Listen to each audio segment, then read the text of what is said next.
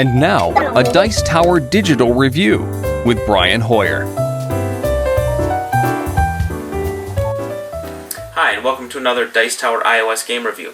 My name is Brian Hoier, and this week we're going to be looking at an iPad version of a Fantasy Flight game. It's called Elder Sign. Now, their board game version consists of cards and a lot of dice. How does that translate to an iPad? Well, let's take a look and find out. Here we have the main menu, and you've got your typical options, help, more games from Fantasy Flight.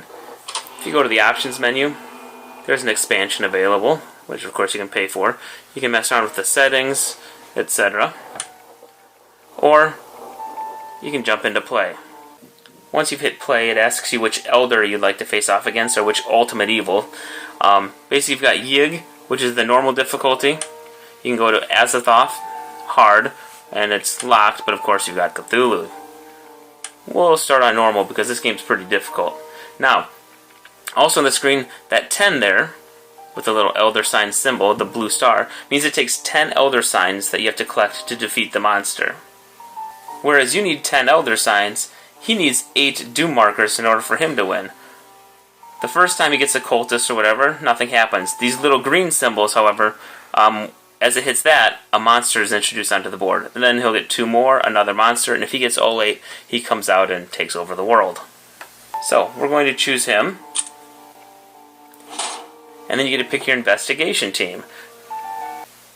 As you can see, there are several characters, but we're not done because there's 4 pages worth of characters. And they keep going on. You can unlock some. Now I like to start with these characters. So basically this is Sister Mary. She has 3 stamina and 7 sanity. Certain monsters or certain times when you fail a mission, you might take damage to stamina, you might take damage to sanity. Obviously she's stronger up here with 7, but that kind of gives you an idea of your hit points or your health. This also says their special ability, Guardian Angel. Mary ignores locked glyphs, and glyphs are relocked at the end of her turn.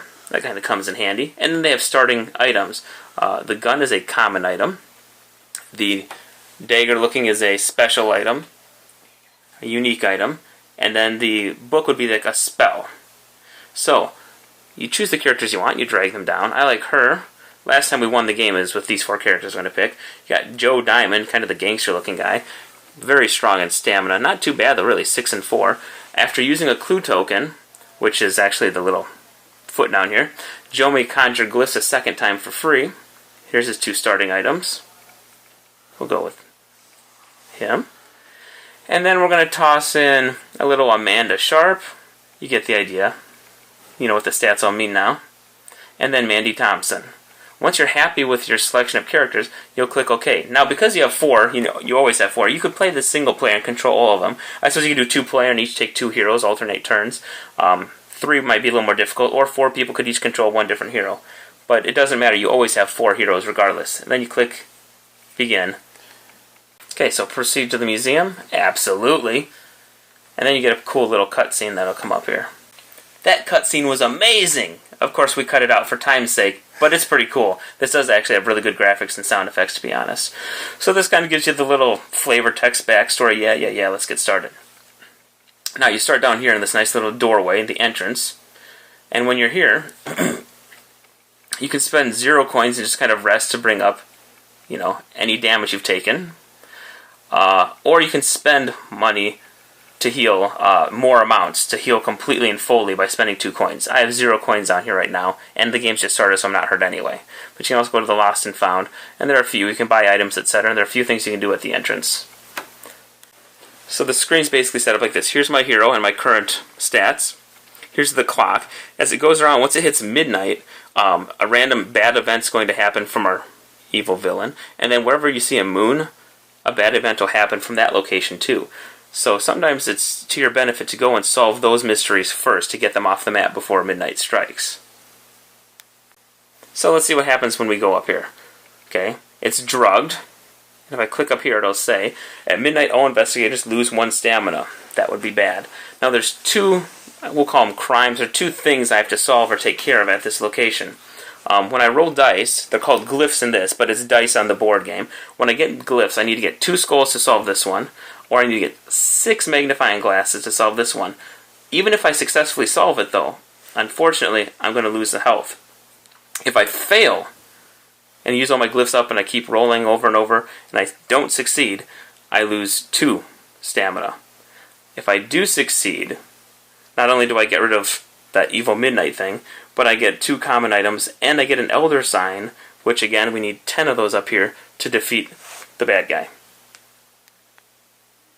So let's take a look and see how this works. Okay, just click on it again. We're going to go to that location and try to solve drugged. Beautiful graphics pop up, and here we go. Now these are again the dice, or glyphs as they call it here. If I click on my backpack, you can add extra glyphs. A yellow die or glyph that gives me a better chance of meeting the goal. A red, you can use special items, or I can choose not to use anything on my backpack yet. And if I want to roll, I just click on the book, and you'll see it'll flip the pages. So, here's what I've rolled. I can do these in any order I want. However, once in a while you'll see a little Roman numeral 1, Roman numeral 2. That means this one would have to be solved before I can move on to this one. But luckily I can do them in any order right now.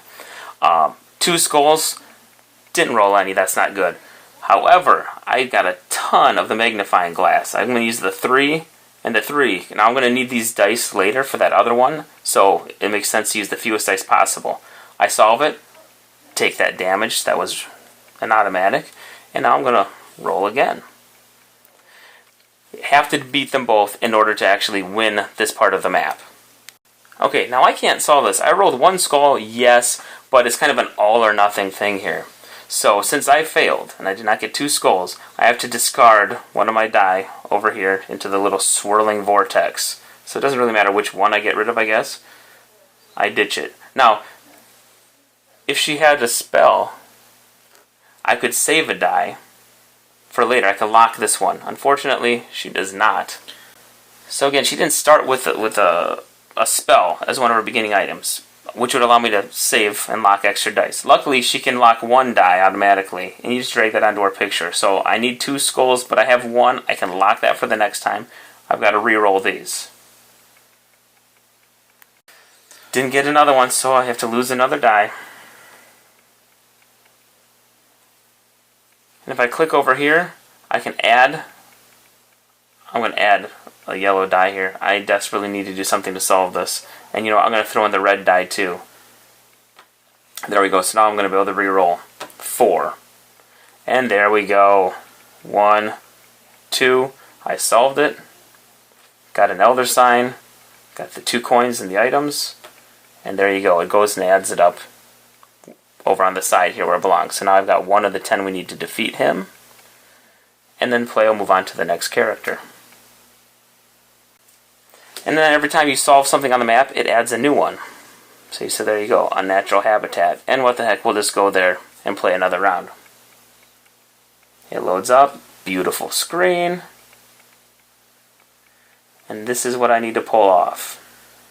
So, this isn't too horribly difficult to get. I'm not going to try to use any special dice or anything. I'm just going to see what I get naturally. I've got the 2 skulls, and look at that. 1, 2, and boom, solved on my first roll. That's actually pretty impressive.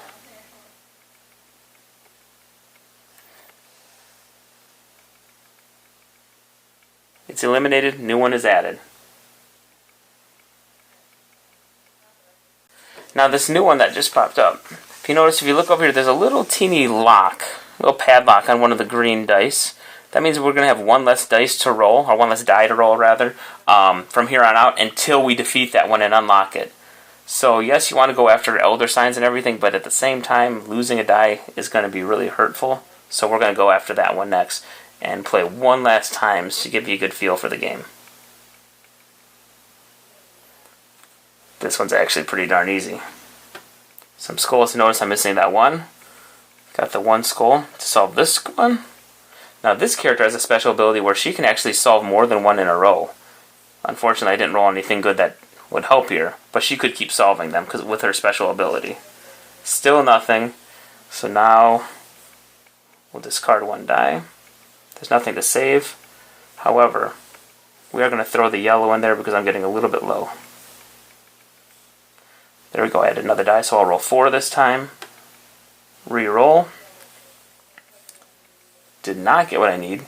However, Again, you can lock a die for later. Roll another time. Ouch. This is my last roll, so we may actually fail this one, which would be bad. Failed.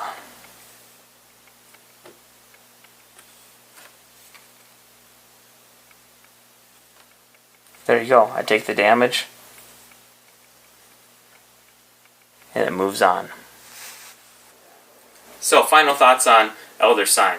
The graphics are great. The music, the sound effects are awesome. Because of the theme, people love and can't get enough of that H.P. Lovecraftian horror, the Cthulhu mythos and everything. It's going to be popular because of that, but it also is going to be maybe a bit intense for younger players. I think 10 and up should be fine, to be honest. It's like a light PG-13 at worst.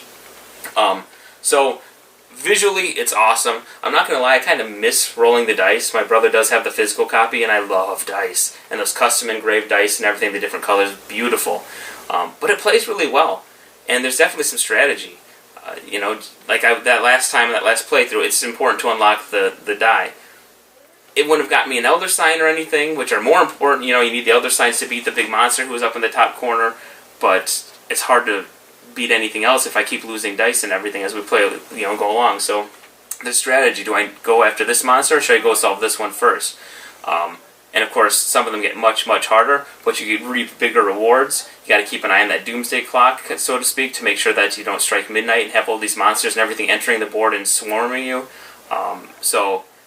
There's just a lot to think about, and it can get very difficult, actually. We've lost probably more than we've won, so that's another thing to keep in mind. But after seeing the 3 or 4 rounds that I played, hopefully it kind of gives you a good feel for what the game is like, what it looks like, how it plays. It's a really good game. And if you liked the physical copy, I think they did a pretty darn good staying true to that and bringing it over to the iPad. I give it a solid 7. If you're a huge Lovecraftian fan, you'd probably easily bump it up to an 8 and it's a must-buy for you. But I think a 7 is a good recommendation. Definitely check it out. Thanks for watching our review today.